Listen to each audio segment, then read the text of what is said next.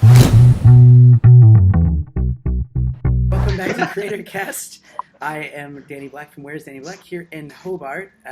We have three other fellows, which you guys already know, but we'll go Scott from YouTube in Melbourne. We got Ben on from Gives a Minute in Culbara Beach, and we got Jay Boston from Jay Boston in Melbourne as well.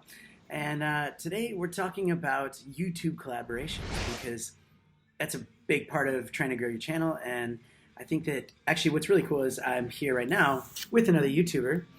And this is NPR, or Mark, NPR and Drone Tasmania. He's got a couple channels, and we met up here. I'm on a cruise ship, and just met him off the ship, and we're just hanging out and collaborating, and we're going to put vlogs together and stuff like that. So I just want to go around and see, has any of you guys, besides CreatorCast, any other YouTube collaborations have you done? Like, Ben, go ahead.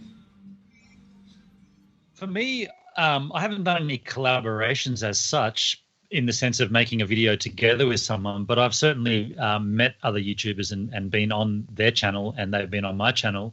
A whole bunch of them, starting off back in the day with Nick Cole, and then Fab Trav through him. Jay Boston came pretty soon after that. I wouldn't call those collaborations as such. I'm not sure how you strictly define the term collaboration, but meeting and hanging out with other YouTubers, absolutely, and I completely think it's a great thing. Like, we should do more of it. That's why we've done CreatorCast. All right. What about you, Scott? Yeah, of course, done stuff with Jay. Haven't done much with Jay. Only only one or two videos. I think so. Like a bit of collaboration hall. Yeah.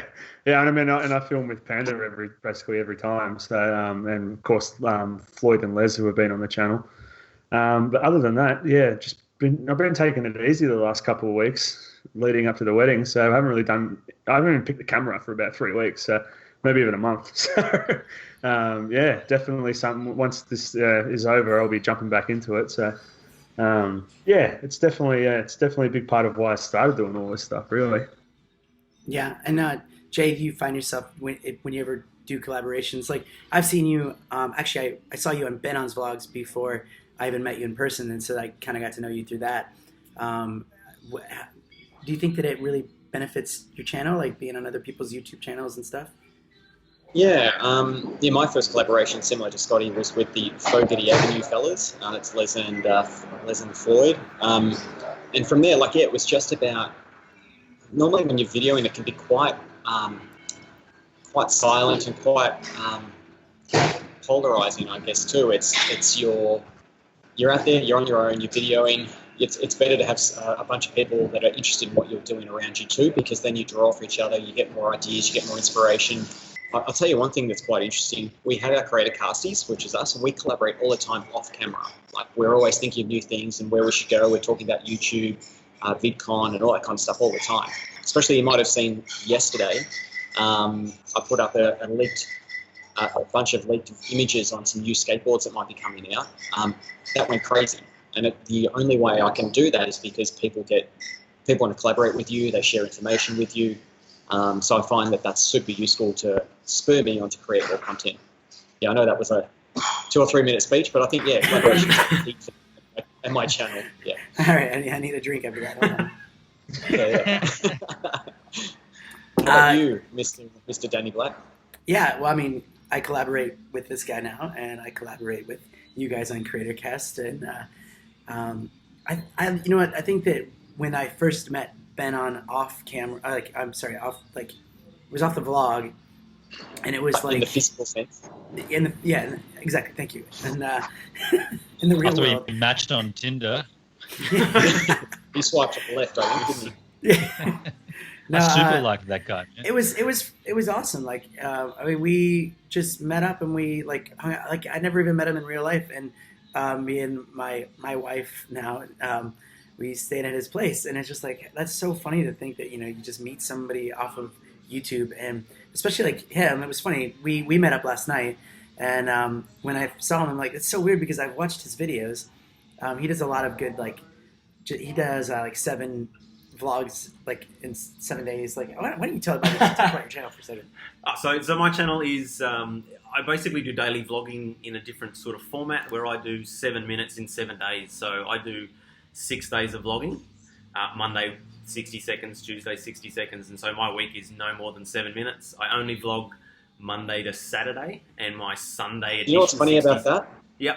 That sounds like Gibbs a minute, doesn't it? Oh, Dude, look, that is such a I was telling Danny such a Black rad last- idea, Mark. Yeah, I did kind of steal that idea from you. I wanted to. Oh, wow. I really wanted to do daily vlogging, but I just didn't have the time to sort of give to a full sort of a 5 to 10 minute video every day, and I don't think I have that much of an interesting life anyway. But after watching your stuff, I'm like, that's a really interesting take on daily vlogging, and I kind of just tweaked that and just sort of just picked 1 or 2 things of what I do on a daily basis or something that I'm doing on a day and just snap. I mean, I'm very quick cut edit, cinematic sequence, trying to tell stories. He's really good in with a drone. 60-second video. Yeah, and I love my droning. He's really, like, if you go to his channel, like, one of the best things I love about his drone shots is he sets it up, like, he doesn't have the controller in his hand, and he gets all these shots that, you know, like, it looks like he's, like, hiking, and it's, like, the drone going around him without having a controller in his hand. Like, that takes a lot of time, and it looks really good when it's done. And so we're going to, if weather is good here, we're going to go out and do some droning out here. Go on, Ben. Sweet. Mark, I think you've nailed it then. If you've come up with another concept for the daily vlog, I think you've nailed it, and I congratulate you on getting that, man, because it's not easy, the daily vlog. We've discussed that on this channel before, but the concept of putting out something every day, unless you come up with some kind of unique twist on it, which I feel like you have, I think that's awesome, man. I congratulate you for doing it. And it's Thumbs up. talking about the collaboration. It's like I was collaborating with CreatorCast and with you without us even like knowing about it. And like I think that's where collaboration can go even further than just literally collaborating with somebody. You can be watching somebody's video and then think of an idea or some way to twist a different sort of style that you do. And also, this guy, he says he doesn't have an interesting life, and he's like a referee for the AFL, and he gets flown out to games and stuff like that. I'm like, why don't you put that So in your awesome. vlog? Dude, I was actually going to say before you look so familiar. Is it? Yeah. Yeah, I'm a goal umpire in the AFL. And, I thought- yeah, that's sorry. right, Danny Black. Sorry. They're not referees; they're umpires, mate. Oh, sorry. Yeah. Sorry if I've thrown a few Sports. things at you. What are the logistics of you getting some of that content on your channel? Like how Yeah, would they go with that? I think it's a bit of a grey area. I can't film in a venue. I kind of can sneakily if I take my phone in, but I don't use footage like that. I'll just grab, like 7 plays in 7 days or the game wrap up usually at the end of a game. I'll just grab that off YouTube and just use some of the clips if I'm specifically in there. So Yeah. I try not What to. what if one of us was in the crowd and we had like a 200mm lens and we just got a snippet of footage of you? That do it. I mean, I just Yeah, procured that's- that bit of yeah. footage. Yeah. Dude, Or can't you When just you're go in through the Geelong- games on when TV you're in- and see it? when you're umpiring down in Geelong next time, man, hit me up. Oh, too easy. No problem. No Because problem. me and Dad will be there. Oh, I'll have to hook you up with I'm some there for tickets. every then. game. Look at that. Oh, you easy, probably yeah. remember then. Yeah, we're members. Yeah. Oh. Yeah. And I don't even That's know what awesome. AFL is. It's 4 goalposts. That's all I know. Yeah, no, that's different. That's about it. That's all you got to worry about. That's all I got to just not run into the goalposts, right? Yeah. So yeah, I think it's a huge thing. I think the Jay's right. Like at some point you're gonna get paid for it. Like if you think about like the higher up people like Casey Neistat, do you think that he ever does collaborations for free, or do you think that people will like the blind girl that got on his channel? When we say collaborations, now I'm a little confused about that because Yeah, I guess I'm I think what confused Jay too. might have referred to was like a branded content deal where you're making a video specifically for a brand. Okay, A collaboration, I would say. a collaboration Sorry, would Danny. be like Peter McKinnon and Casey would be like a collaboration. That's what I was going to say. Yeah, But at the same that's right. time, When he some comes of on his channel. he has smaller YouTube people come on his channel sometimes, and he tries to promote them. And I'm wondering if they pay him to do that. Like, Yeah, and but I was thinking Yeah. too, like, let's say Casey and Peter McKinnon are doing something. Do you think if it's for Casey's benefit that Casey's paying for his flights or giving him some kind of kickback? I don't think Casey pays for anything. No, I don't think he pays for anything. Well, I've heard my sources that if you do want to collaborate or do a brand partnership deal and he needs to fly, it's only first class these days, and it's a minimum of 20 grand. Wow. Yeah, and that could be just someday, you guys. like having a chat with him. Yeah, it's crazy. I've noticed Casey has a lot of hanger-oners these days, like a lot of smaller YouTubers who've moved into the same like apartment complex as he has, or office complex. That it's like I find it so hard to watch their videos because they're trying so hard to be him. It's like they got the boosted boards, they got like the same get up. Yeah, it's there's a dude called Sam something. There's a Jay. there's a Oh, That's a low blow. Aussie Casey. I've been told on that before. Yeah. Now, let's say for the smaller YouTubers that are watching, what's a good way for them to collaborate with other YouTubers to help grow their channel? What's some advice you would like to give Ben on? I'd say start local. Look for who's around your area. The best thing about the internet is that it's worldwide. But if you really want to meet someone and you don't have the funds to do it, if you find someone in your area, then you can definitely go somewhere together and meet them. That's kind of how I did it with Nicholas Cole. He's a local Sydney guy, and we just hung out, and then it spun forward from there. And yeah, that's kind of an easy way to get someone to watch your content and to join your content, and likewise for their content. All right, Jay, any advice you'd give to smaller YouTubers on? Yeah, like Ben is saying, local, but I'd actually say around your subscriber level. I think a lot of people, like Casey, for instance, will not deal or work or collaborate with somebody if they have, say, 30 subscribers, unless there's some kind of heartfelt story or something along those lines, or something that will grab his attention. So yeah, start local, be within the same subject, or the same locality. I think that's all you can really do. Yeah. All right, Scott, any advice you'd give? Look, just ask, really, man. I was asked. We all started at one subscriber. Just asking anyone, you never know where it could take you, really. I've been lucky enough to have 3 or 4 people ask to film with me. Some of them have panned out, some of them haven't. And these guys are on like 40 subscribers, to 100 subscribers, to Jay being on 10,000 subscribers. It's if anyone asks me to film with them, I'll just go and do it. Like it's I like filming with other people, meeting other people, and yeah, as I said, a big part of why I started this whole YouTube thing was to meet other filmmakers and stuff. So, look, don't be afraid to ask. Just do it. You don't know where it's going to take you.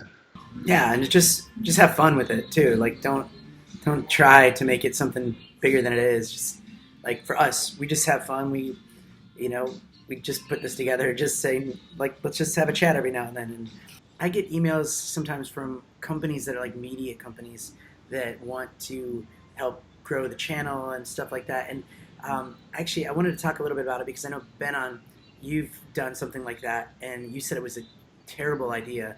And can you share that experience a little bit? Because I think it's weird. I'm getting these emails now, and I'm like, I don't know if I should even respond to it because it's a little bit like, I don't want to get myself into that.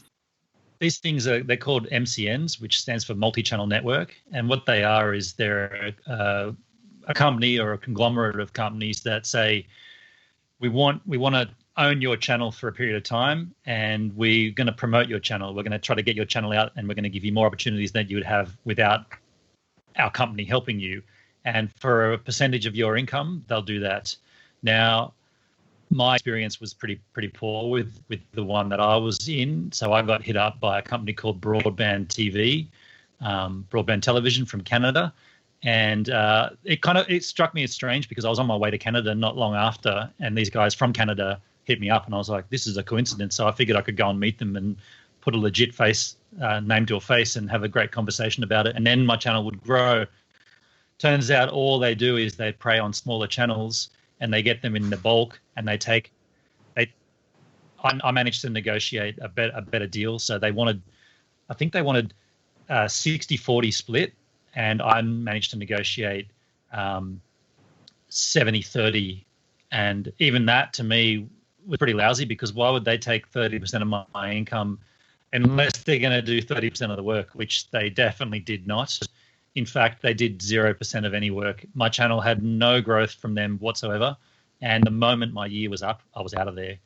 And also, I will say I negotiated 1 year. They wanted 2 years. They wanted 60-40 and 2-year contract. And I said, no, I'll take 1 year and 70-30, and then I'll reevaluate. And I reevaluated, and I reevaluated myself right out of there.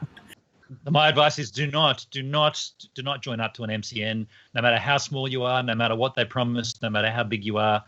You can do it all yourself anytime. You just put the hard work in and you'll get the same result. Yeah, so just be a little bit weary about emails from companies. I mean, I guess you could check them out. I think I had one come in, and I just looked at the email address, and then I went to that website, and that website didn't even exist. And I was like, wow, it's pretty bad. But they'll try to lure you in with things like, they'll say, we've got a network of songs that you can use that are royalty free. We've got associations with, in this case, they had associations with Huffington Post. They said we've got huge YouTubers on our platform, which they do. But all those things mean nothing when you're just nobody, because they're not going to put your vlogs on Huffington Post. And I already had a bank of songs that I was using on my vlog anyway, so I didn't need royalty-free music. With those MCNs, if you do sign up to them, what happens is your analytics on YouTube reset back to zero. So if I looked at my entire career on YouTube, the first year when I wasn't with them, I can see my revenue spikes and whatnot. And then the year that I'm with them, it just goes to zero. And so it's a flat line. And then the year that I left, now I've got starting from zero again. So all of my statistics are all out of whack because they control your channel for that time. So that's another reason not to get involved. Yeah. All right. Well, I know Jay's got to go soon. It's lunchtime here. And we got some collaborating to do here in Hobart. Oh, look, it's snowing. It's snowing now. You've got to collaborate with that weather first. Yes. But it was great chatting with you guys. And if you guys are the viewers watching, check us out on Facebook groups, CreatorCast, and join in and be part of the group and do some collaborating with people on the CreatorCast group and CreatorCast Nation. And yeah, thanks. See ya. And then we pretend like we take it. Catch you later.